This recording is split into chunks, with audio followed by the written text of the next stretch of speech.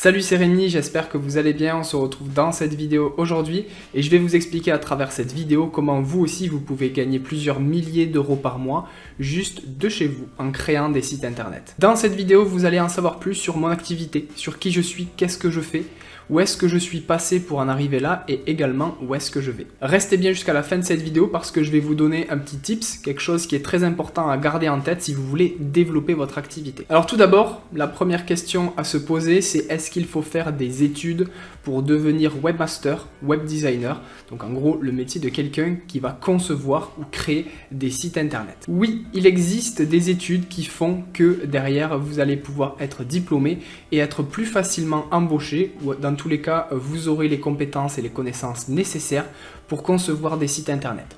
Sachez que moi je ne suis pas du tout passé par là. J'ai fait des études qui n'ont strictement rien à voir avec tout ça, avec ce milieu-là. Dans mon cas, j'ai un parcours assez atypique.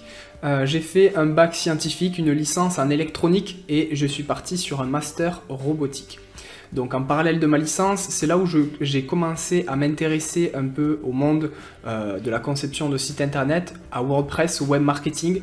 Donc j'ai conçu un blog étudiant en rapport avec ma licence, d'ailleurs je crois qu'il est toujours en ligne, où j'ai commencé à rédiger des articles de blog, j'ai commencé à vendre des fiches de révision. C'est comme ça que j'ai réussi à gagner mes premiers centimes ou mes premiers euros sur internet en vendant du contenu. Je me suis entièrement formé tout seul avec des vidéos, avec des formations vidéo, avec beaucoup de livres.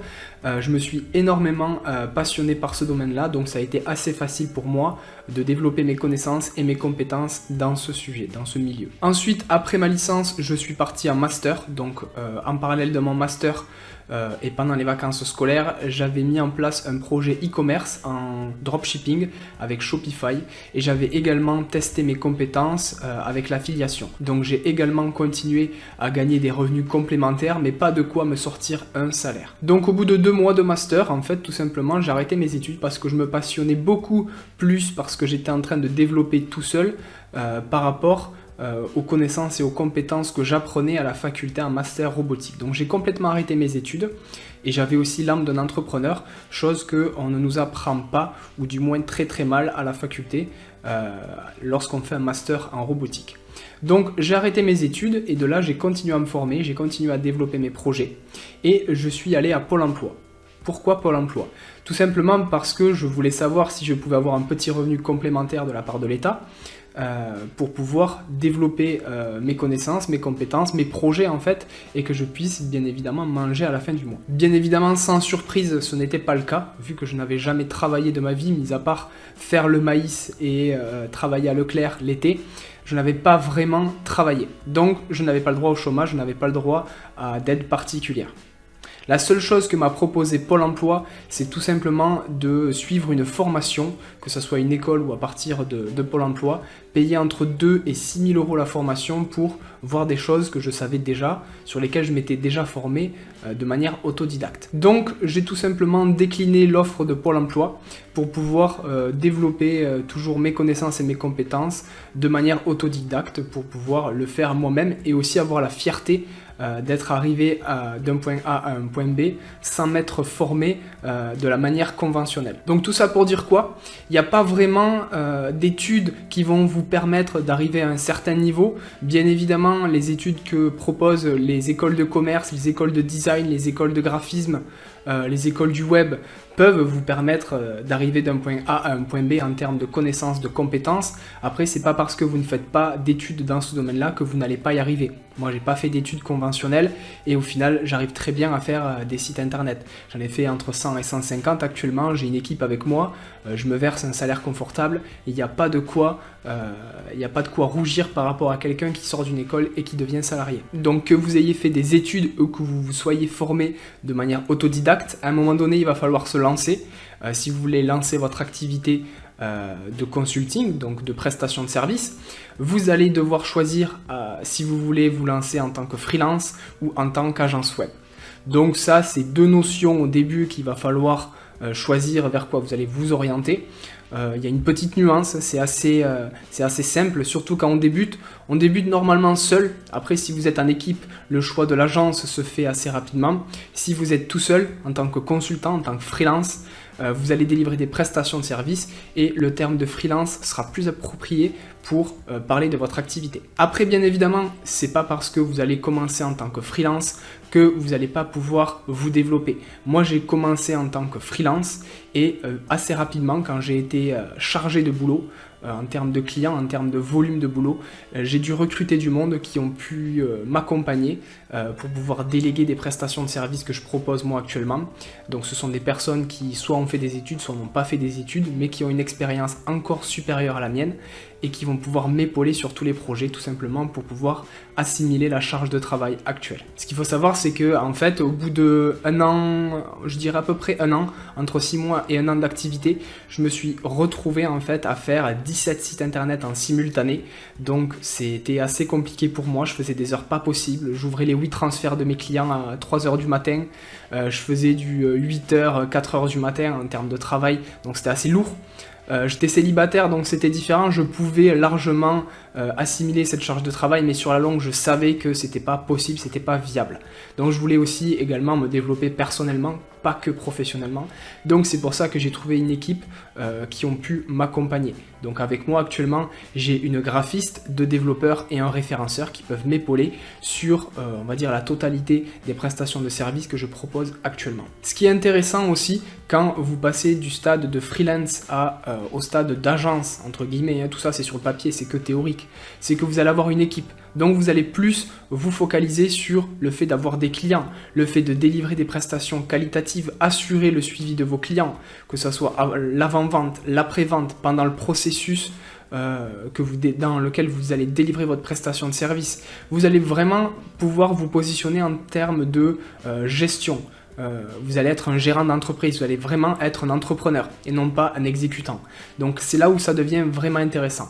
Pour moi, je m'éclate beaucoup plus à aller chercher des clients, faire du contact, transformer des clients, les conseiller, les former, plutôt qu'à réaliser des sites internet. Mais ça, c'est parce que j'ai passé un step qui fait qu'au final, j'adore également partager des connaissances, des compétences et des projets avec mes prestataires, plutôt que d'être focalisé uniquement sur l'exécution du projet. C'est aussi assez simple le calcul. Au lieu de faire qu'un seul projet et de satisfaire qu'un seul client sur peut-être par exemple 2 mois, je vais pouvoir en satisfaire 5 ou 6 pour la même période, et en plus de ça, j'aurai une équipe avec moi sur laquelle je peux compter, avec qui je travaille quotidiennement. Ensuite, naturellement, vous allez avoir une question qui va vous passer par la tête, c'est comment je trouve des missions? Comment est-ce que je fais pour avoir des clients? Depuis que je me suis lancé, depuis que j'ai lancé mon activité, je remarque que dès que je prends des stagiaires, en fait, donc j'en prends entre 1 et 2 par an, j'ai les professeurs, souvent quand c'est dans des écoles, qui viennent chez moi pour pouvoir discuter du stage avec les élèves, les stagiaires et avec moi-même. Et généralement, ce qui ressort des professeurs, c'est que c'est très bien que je puisse partager la compétence la plus importante selon eux d'un entrepreneur, qui est la gestion de l'entreprise. Et ça, moi, je suis vraiment pas du tout d'accord. Pour moi, la compétence numéro 1 d'un entrepreneur, c'est le fait de savoir trouver des clients. Si vous êtes un très bon gestionnaire mais que vous n'avez pas de clients, vous n'irez pas bien loin. Alors que si vous avez beaucoup de clients et un très mauvais gestionnaire, vous irez beaucoup plus loin.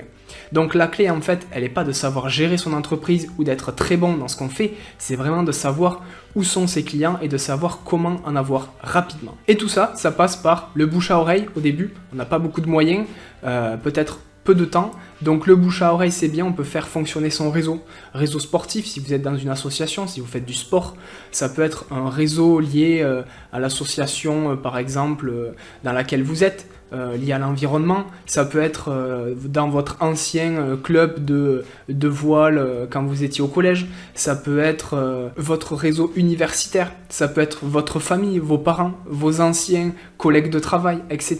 Ensuite, après le bouche à oreille, on peut avoir la publicité, donc la publicité en ligne.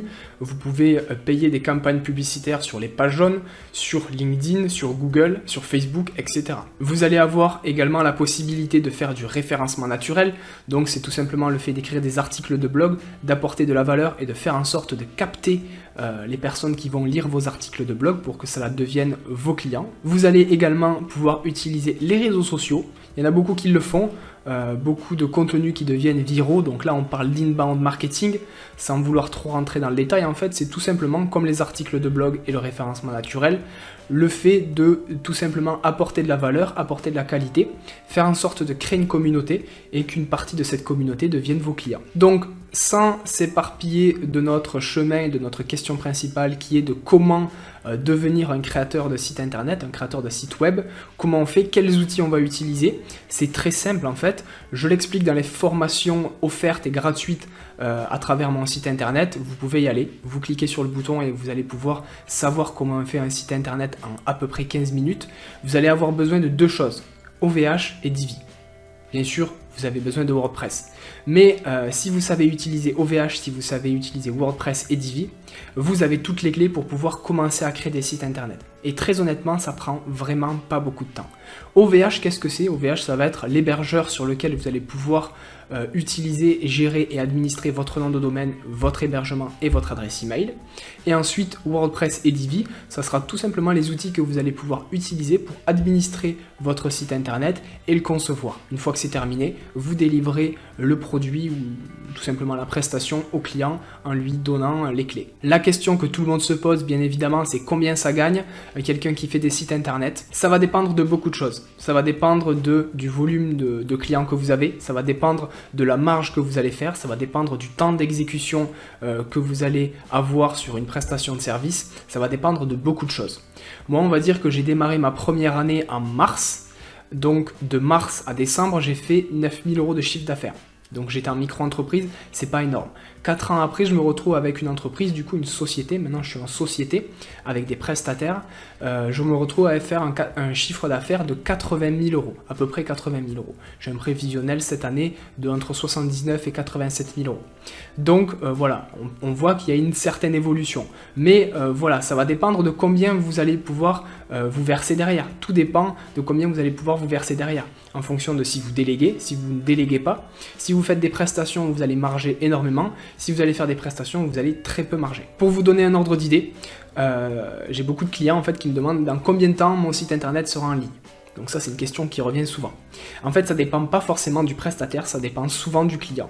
Ce que j'explique à mes clients, c'est qu'un site internet d'à peu près 6 pages vitrine, on peut le mettre en ligne en 48 heures, ce qui a déjà été le cas pour une campagne municipale, comme 2 ans et demi pour un site internet d'une entreprise qui n'avait pas le temps. Donc, voilà, vous voyez aussi en termes de revenus, c'est très aléatoire. Ça va vraiment dépendre du projet et des clients que vous allez avoir. Après, il y a des projets qui sont bien évidemment beaucoup plus rentables que d'autres. À titre d'exemple, dernièrement, j'ai fait un site internet d'à peu près 102 à 106 pages en 3 jours qui m'a rapporté plus de 4 000 €. Donc vous voyez, j'ai travaillé 3 jours, c'est allé assez rapidement, j'ai pas travaillé jour et nuit, hein. J'ai fait du 8h30, 17h, à la fin de la journée j'allais à la piscine, tout allait bien et j'ai pris 4 000 €. Donc ça va vraiment dépendre du projet et de votre volume de clients à l'année. Donc enfin, la toute dernière chose que je souhaite aborder avec vous, qui est pour moi primordiale, c'est de savoir comment vous allez pouvoir vous développer, comment vous allez pouvoir faire en sorte que votre entreprise devienne rentable, viable et que vous allez pouvoir derrière la développer sur le long terme. Retenez bien que vous ne devez absolument pas mettre tous vos œufs dans le même panier. Tout simplement parce que si 90% de vos clients arrivent par exemple grâce à votre famille qui vous recommande, peut-être qu'au bout d'un moment ça va s'essouffler et vous n'aurez plus de clients. Peut-être que 90% de votre masse de clients arrivent grâce à la publicité. Et si vous ne faites que ça, au bout d'un moment, ça va s'essouffler. Donc si vous voulez vraiment vous diversifier et vraiment développer votre entreprise, il va falloir justement se diversifier. Il va falloir aller chercher des clients autre part. Donc le bouche à oreille, les réseaux professionnels, ça peut être le référencement naturel, le référencement local. Il va y avoir toutes sortes de choses à mettre en place qui vont faire que vous allez avoir des clients qui vont arriver de tous les côtés. Donc diversifiez votre source d'acquisition de clients et également diversifiez votre source de revenus. Ne proposez pas uniquement qu'une seule offre. Ne proposez pas uniquement que la création de sites internet vitrine. Proposer de la création de sites internet sur mesure, de la création de sites internet non pas que sur WordPress mais peut-être sur PrestaShop, proposer de la création de sites internet optimisés pour le référencement naturel, etc.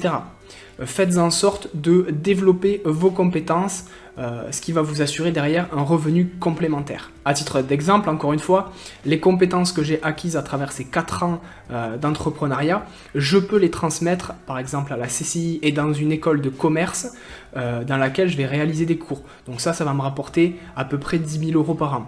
Donc vous allez signer un contrat avec ces écoles-là, vous allez faire un volume d'heures, derrière ça vous assure un revenu qui est vraiment pas négligeable, surtout au début, et derrière vous allez pouvoir quand même à côté développer votre activité. Je crois que c'est la toute première fois sur cette chaîne YouTube que je partage ce format-là, c'est-à-dire le fait d'apprendre à devenir un entrepreneur et créer des sites internet. Donc je sais que beaucoup sont intéressés pour développer une activité en ligne, pour travailler de chez soi, pour profiter de sa famille, être plus présent et avoir la possibilité de toucher un revenu supérieur à celui qu'on touche. Tout ça fait que je sais qu'il y a beaucoup d'engouement autour de ça. Donc si c'est le cas pour vous, n'hésitez pas à liker cette vidéo, la partager, vous abonner et donnez-moi des exemples de sujets que vous souhaitez que j'aborde dans les prochaines vidéos. N'hésitez pas à me le dire dans les commentaires. Si vous êtes au point 0 et que vous voulez commencer à apprendre à créer des sites internet, n'hésitez pas à cliquer dans le lien qui s'affiche en description de cette vidéo où je vous explique en détail comment vous allez pouvoir commencer de zéro, c'est-à-dire sélectionner un nom de domaine, un hébergement et commencer à installer WordPress, Divi. Et derrière, je vous explique tout. Je vous explique même comment avoir des clients. Donc abonnez-vous, cliquez sur le lien qui s'affiche en description de cette vidéo et vous allez tout recevoir par email. C'était Rémi, ciao!